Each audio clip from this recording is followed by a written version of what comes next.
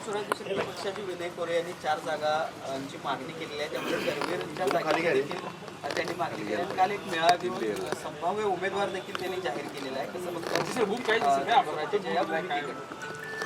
नाही, मला काल त्या संदर्भातली मी त्यांची बाईट बघितली आणि जनसुराज्याचा त्या ठिकाणी मेळावा आसगाव इथे झाला होता. त्याच्यामध्ये विनय कोरे यांनी जनसुराज्य पक्षाला 4 जागांची मागणी केलेली आहे. माझ्या माहितीवरून शाहूवाडी पन्हाळा, त्याच्यानंतर करवीर आणि हातकलंगडे आणि चंदगड गडहिंग्लज हा मतदारसंघ आहे. मला वाटतं की महायुतीची या ठिकाणी विधानसभेला महायुती या ठिकाणी लढते. या महायुतीमध्ये माननीय मुख्यमंत्री एकनाथजी शिंदे, उपमुख्यमंत्री देवेंद्रजी फडणवीस आणि उपमुख्यमंत्री अजितदादा आणि मित्रपक्ष अशा पद्धतीने ही महायुती विधानसभेला सामोरी जाणार आहे. आणि उमेदवारी कोणाला द्यायची मतदारसंघ वाईज आणि हे सगळे जाहीर करण्याचे अधिकार मुख्यमंत्री आमच्या पक्षातून एकनाथजी शिंदे साहेब आहेत, देवेंद्र फडणवीस भाजपच्या वतीनं, अजितदादा राष्ट्रवादीच्या वतीनं आहेत. आणि ते जे निर्णय घेतील त्यावेळेस वेळी उमेदवारीचे निकष आणि हे सगळे बघून ते उमेदवारी त्यावेळी जाहीर होईल. मला वाटते जनसुराज्यानं मागणी केलेली असेल, ते मित्रपक्ष आमचा मित्रपक्ष म्हणूनच आहे, तर मागणी करण्याचा अधिकार सगळ्यांनाच आहे. त्याप्रमाणे त्यांनी मागणी केली असेल. मला वाटते इलेक्शनच्या मध्ये ज्याची निकष बघतील, काही पात्रता बघतील आणि या सगळ्यांच्या गोष्टी बघून मला वाटते महायुतीचे उमेदवार जाहीर होतील. जे उमेदवार जाहीर होतील त्याप्रमाणे जो निर्णय होईल तो सगळ्यांना मी सगळ्यांनी असं म्हटलं की एकनाथ शिंदे मुख्यमंत्री झाल्यानंतर 1 वर्षानं आपण त्या ठिकाणी गेलेला आहात आणि महाविकास आघाडीचं सरकार पाडण्याचा जो संघर्ष होता त्यामध्ये जनस्वराज्य पक्ष प्रमुख आघाडीवर होता आणि म्हणून कुठंतरी याच्यावरती क्लेम असायला पाहिजे आणि करवीरचा आमदार आहे तो जनस्वराज्याचाच असेल असं त्यांनी सांगितलं. नाही सर, त्यांनी जी मागणी केली असेल किंवा त्यांचं स्टेटमेंट असेल, निश्चित आहे ते माझे सहकारी मित्र आहेत. आमच्या पक्षाचे महायुतीचे एक घटक पक्ष आहेत. माझ्या माहितीप्रमाणे हे सत्ता संघर्ष होत असताना कोण कधी आलं, आजसुद्धा लोक प्रवेश करतात. अजूनसुद्धा वेगवेगळ्या लोकांना वेगवेगळ्या पक्षा आमच्या माहिती येण्याकडं अजूनसुद्धा दारं खुले आहेत. त्यामुळे कधी कुणी यावं आणि मला वाटतं की माननीय एकनाथजी शिंदे साहेबांना माझा त्यांच्यामध्ये असणारा सहभाग चांगला माहीत आहे. तो सावकारांना का आहे किंवा माझा किती सहभाग आहे हा माहीत नाही आहे. पण मला वाटतं एकनाथजी शिंदे साहेबांना माहीत आहे. मी निश्चितपणे आपणाला एवढंच सांगतो की प्रत्येक पक्षाला तो अधिकार आहे आणि अजूनसुद्धा या ठिकाणी इनकमिंग होते, काही ठिकाणी आउट गोईंग होते. ह्या प्रक्रिया सगळ्या निवडणुकीमध्ये चालतच असतात. विधानसभेमध्ये महायुतीकडे मी उमेदवारी मागितलेली आहे. या संदर्भातलं महायुतीचे सर्व ज्येष्ठ मंडळी आहेत ते निर्णय घेणार आहेत आणि मी निवडणूक निश्चितपणे महायुतीचा उमेदवारी मला मिळेल ही मला खात्री आहे आणि त्यामुळे मी निवडणूक लढणार आहे. निवडणूक लढवून महायुतीचा उमेदवार विजयी कसं होईल याकडे सगळे आमचे महायुतीचे कार्यकर्ते परत ज्याला उमेदवारी मिळेल त्या ठिकाणी निश्चितपणे तो लढणारच आहे.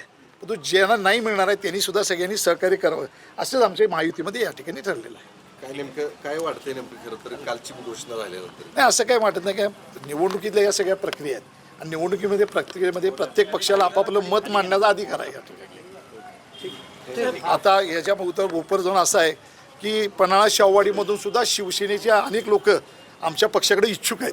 मी आज तुम्हाला नावं सांगत नाही, कारण चांगले उमेदवार आमच्याकडे पण आहेत. तिथंही शिवसेनेची उमेदवारी मागणार आहेत. त्यामुळे महायुती त्यावेळी निर्णय घेईल कुठले विधानसभा मतदारसंघ उमेदवारी कोणाला द्यायची. त्यामुळे पन्हाळा शाहूवाडीमध्ये सुद्धा आमचे उमेदवार इच्छुक आहेत तिथं. सावकार साहेबांनी गडबड केली वाटते. नाही, असं काही वाटत नाही, कारण प्रत्येक पक्षाचं प्रक्रिया आहे. प्रत्येकाला आपल्याला वाटत असं की आपल्या पक्षाला या ठिकाणी उमेदवारी मिळावं. त्यांचा जनसुराज्य पक्ष आहे, आमचे शिवसेनेचं शिंदे गटाचं आम्ही उमेदवारी मागतोय. त्यामुळे प्रत्येकाला या ठिकाणी स्वातंत्र्य आहे. किती बहिणींना रक्षाबंधनच्या मुहूर्तावरती लाभ मिळणार आहे? मुख्यमंत्री लाडकी बहीण योजना या ठिकाणी मुख्यमंत्री आणि दोन्ही DCMनी या ठिकाणी पुढाकार घेऊन चालू केलं. मला वाटतं की करवीर विधानसभा मतदारसंघामध्ये साधारण अंदाजे पात्र महिला ज्या भगिनी आहेत त्या 1 लाखाच्या आसपास पात्र भगिनी आहेत. म्हणजे करवीर मतदारसंघातल्या आमच्या करवीर तालुक्यातली गावं आणि पन्हाळा तालुक्यातील गावं या मतदारसंघातील आणि गगनबावडा अखंड तालुका सर्वसाधारणपणे 1 लाख पात्र महिला अंदाजे असतील. त्यापैकी जवळजवळ 87,000 या भगिनींनी या ठिकाणी ऑफलाईन अर्ज केलेत.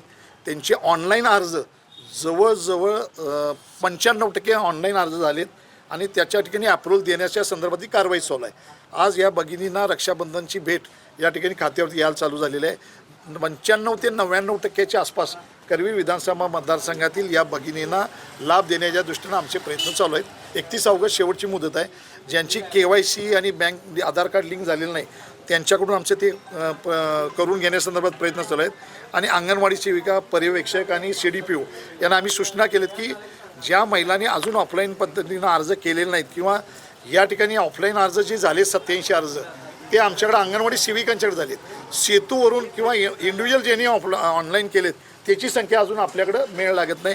तो जर मेळ लागला तर मला वाटते 95 ते 97% या ठिकाणी महिला करवीर विधानसभा मतदारसंघात भगिनी आमच्या पात्र होतील आणि त्यांना लवकरच लाभ भेटेल. पूरग्रस्त सुद्धा गावांना सुद्धा करवीर तालुक्यातला फटका बसला होता. नाही 19ला फटका बसला, 21ला फटका बसला आहे, आत्ता बसला आहे. निश्चितपणे सरकारनं त्यावेळी चांगल्या उपाययोजना केलेत. स्वतः मुख्यमंत्री एकनाथजी शिंदेसाहेब 19ला या पुराची पाणी करायला होते, 21ला आले होते. मला वाटते की सरकारने आदेश दिलेले आहेत की या ठिकाणी पुरातील पिकांचे जे पंचनामे आहेत ते या दृष्टीने करा. या उपर मी परवा दिवशी मुख्यमंत्र्यांना जाऊन भेटलो आणि मी त्यांना हे पण सांगितलं की नुसतं पुरानं गेलेलं नको तर अतिवृष्टीनं बाधित झालेली जी पिकं आहेत, कारण विशेष करून आमच्या पश्चिम भागामध्ये अतिरिक्त पाऊस झाला आहे आणि पुराच्या बरोबर अतिरिक्त पावसामुळे जे 65 मिमीच्या वर पाऊस झाला आहे आणि सलग 28 दिवस 27 ते 28 दिवस पाऊस होता आणि 110 मिलीमीटर कुठे 125 मिलीमीटर पाऊस झाला आहे. त्यामुळे पिकं करपलेत. पावसातसुद्धा पिकं अतिवृष्टीनं करपतात. त्याचेसुद्धा पंचनामे करा, नुसतं पुरातले नाही तर अतिवृष्टीमुळे खराब झालेली पिकं जी आहेत त्यांनाही नुकसान भरपाई देण्यासंदर्भातले पंचनामे करा असं त्या ठिकाणी मुख्यमंत्र्यांना मी निवेदन देऊन आलेलं आहे.